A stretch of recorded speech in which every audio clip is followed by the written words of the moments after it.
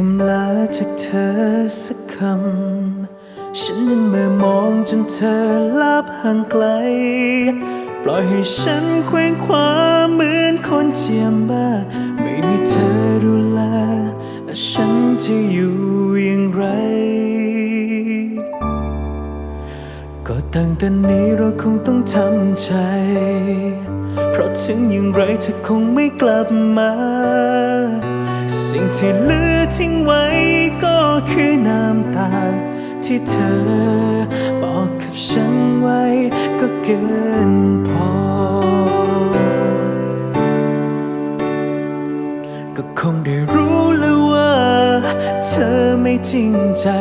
เราไม่มีความหมายดูเธอไม่มีน้ำใจไปจากฉันง่ายได้โดยไม่มีล้ำลาก็คงได้รู้แล้วว่าเธอไม่เคยลืมเธอยังมีเยื่อใยกับคนที่เธอเคยชิดใกล้และเขาเคยทำร้ายเธอคนที่ทนเจ็บช้ำคือเรา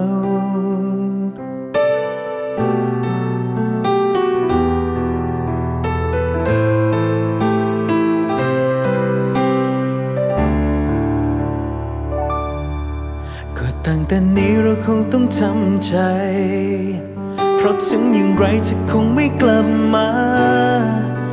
สิ่งที่เหลือทิ้งไว้ก็คือน้ำตาที่เธอฝากกับฉันไว้ก็เกินพอก็คงได้รู้แล้วว่าเธอไม่จริงใจเราไม่มีความหมายดูเธอไม่มีน้ำใจปล่อยฉันไปง่ายได้โดยไม่มีล้ำลาคงได้รู้แล้วว่าเธอไม่เคยลืมเธอยังมีเยื่อใยกับคนที่เธอเคยชิดใกล้และเขาเคยทำร้ายเธอ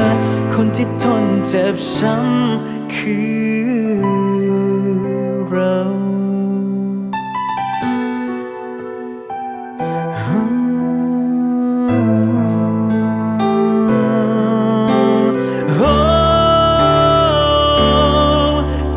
ได้รู้หรือว่าเธอไม่จริงใจเราไม่มีความหมายดูเธอไม่มีน้ำใจไปจากฉันง่ายได้โดยไม่มีล้ำลาก็คงได้รู้หรือว่า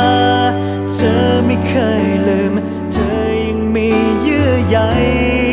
กับคนที่เธอเคยชิดใกล้และเขาเคยทำร้ายเธอคนที่ทนเจ็บช้ำ